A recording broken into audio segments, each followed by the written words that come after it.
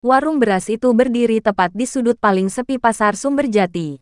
Bangunannya kecil, berdinding papan tua yang menghitam dimakan usia, dengan atap seng berkarat yang selalu berbunyi nyaring setiap kali hujan turun. Di antara deretan kios modern dan toko kelontong yang terang benderang, warung itu tampak seperti sisa masa lalu yang lupa dikubur. Namun anehnya, justru warung itulah yang paling laris. Namanya Warung Beras, Berkah Jaya. Setiap pagi, sejak subuh, antrean sudah mengular. Orang-orang dari desa sebelah rela menempuh jarak jauh hanya untuk membeli beras di sana. Alasannya selalu sama, berasnya pulen, wangi, dan entah bagaimana caranya, selalu tersedia. Bahkan saat seluruh pasar kehabisan stok.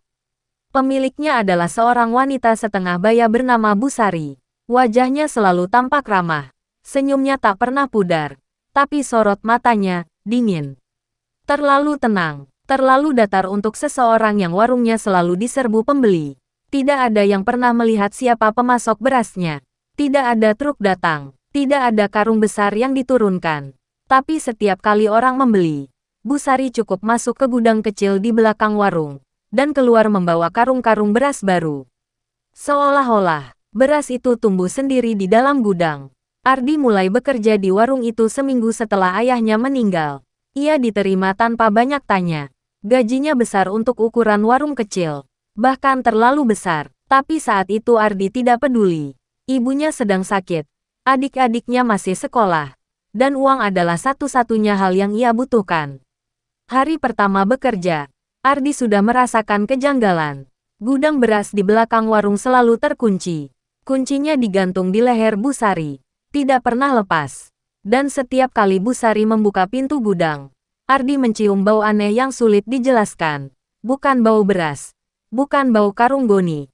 Tapi bau tanah basah bercampur amis. Seperti lumpur sungai yang lama tidak tersentuh matahari. Suatu sore, saat pasar mulai sepi, Ardi tanpa sengaja melihat kaki seseorang di dalam gudang. Ia yakin bukan bayangan karung. Itu kaki manusia, putih, basah, diam. Ardi memanggil Bu Sari dengan suara bergetar. Tapi saat Bu Sari membuka gudang dan menyalakan lampu, yang terlihat hanya tumpukan karung beras rapi seperti biasa. Tidak ada kaki, tidak ada siapa-siapa. Bu Sari hanya menatap Ardi lama sekali, lalu tersenyum. Kalau mau kerja di sini, jangan terlalu ingin tahu, katanya pelan. Rezeki itu, ada harganya. Sejak hari itu, Ardi mulai sering bermimpi aneh. Ia bermimpi berdiri di dalam gudang yang penuh beras. Tapi setiap karung berdenyut seperti dada manusia yang bernapas.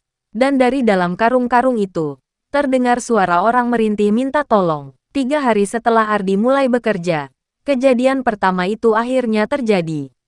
Pagi itu pasar mendadak ramai luar biasa. Kabarnya di desa sebelah terjadi gagal panen, membuat banyak pedagang kehabisan stok beras. Sementara seperti biasa, warung Berkah Jaya tetap buka dengan karung-karung yang seolah tak pernah habis. Bu Sari terlihat lebih pendiam dari biasanya. Wajahnya pucat, matanya cekung seolah tidak tidur semalaman. Ardi, katanya pelan sambil menyodorkan kunci gudang. Sesuatu yang tak pernah ia lakukan sebelumnya. Kamu ambilkan 2 karung di dalam.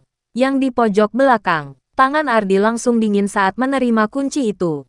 Ini, pertama kalinya ia diizinkan masuk ke gudang sendirian. Pintu gudang terbuka dengan bunyi KREEKKK panjang. Aroma tanah basah dan amis langsung menyergap hidungnya lebih pekat dari sebelumnya. Gudang itu sempit, beratap rendah, dan hanya diterangi satu bohlam kuning yang menggantung di tengah. Karung-karung beras tersusun rapi setinggi dada. Ardi melangkah masuk perlahan. Lantai kayunya lembab dan terasa sedikit lengket di telapak kaki.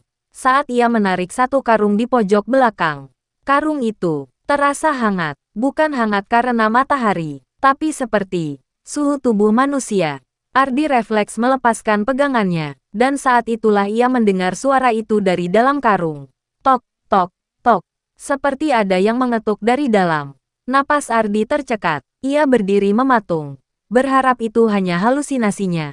Tapi suara itu terdengar lagi. Lebih keras. Tok, tok, tolong.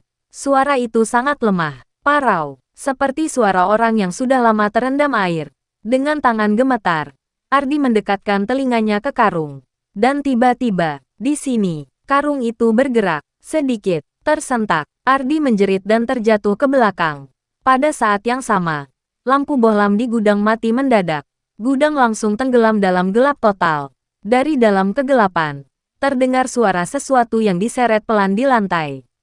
Srurk, srurk, Ardi merangkak mundur, mencari pintu. Dan tepat saat ia menyentuh gagang pintu, lampu menyala kembali. Gudang kembali normal. Tidak ada karung yang bergerak.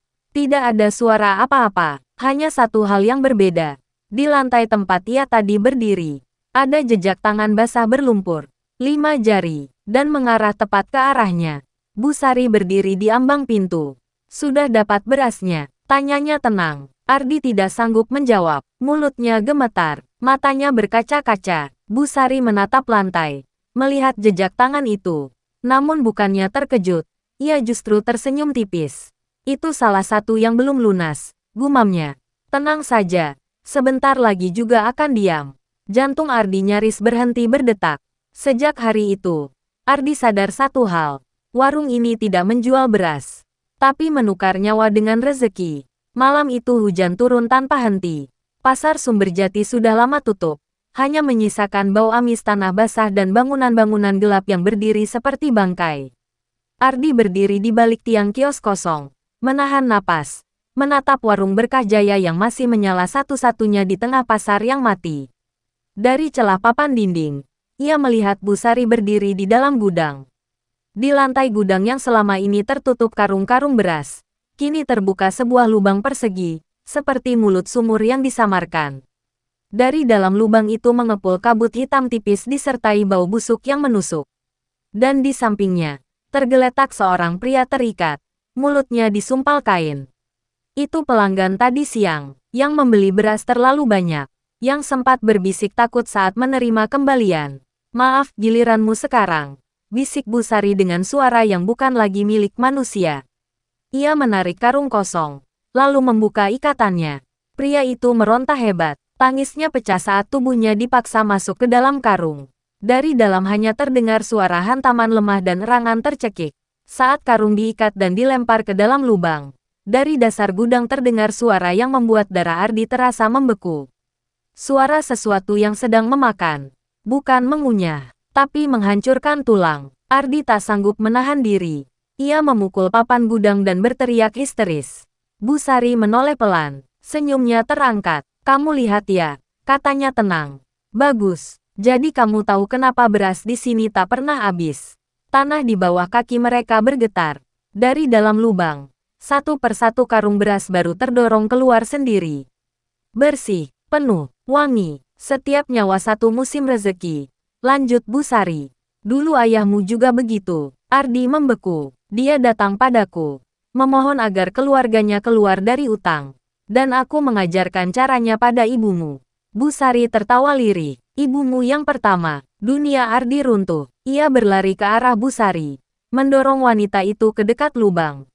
Bu Sari terhuyung, tapi makhluk dari dalam lubang bergerak jauh lebih cepat. Tangan hitam bersisik mencengkeram pergelangan kakinya. Bu Sari menjerit untuk pertama kalinya. Tidak, aku masih memberi makan, teriaknya sambil mencakar lantai. Namun makhluk itu tidak butuh janji lagi. Dalam satu tarikan keras, tubuh Bu Sari diseret masuk ke dalam lubang.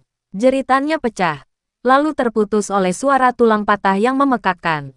Gudang berguncang hebat, seluruh karung beras berjatuhan dari rak. Sebagian pecah, dan dari dalamnya bukan beras yang keluar, melainkan potongan daging dan tulang manusia.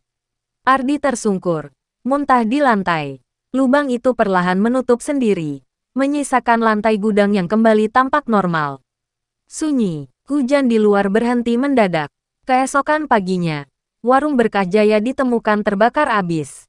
Tidak ada mayat Bu Sari. Tidak ada jejak pelanggan yang hilang. Polisi menutup kasus itu sebagai korsleting arus pendek. Namun sejak hari itu, tidak ada lagi yang berani berjualan beras di sudut pasar itu. Karena setiap malam, warga sekitar masih mendengar suara karung diseret pelan. Dan bau beras wangi yang bercampur dengan aroma darah. Tamat.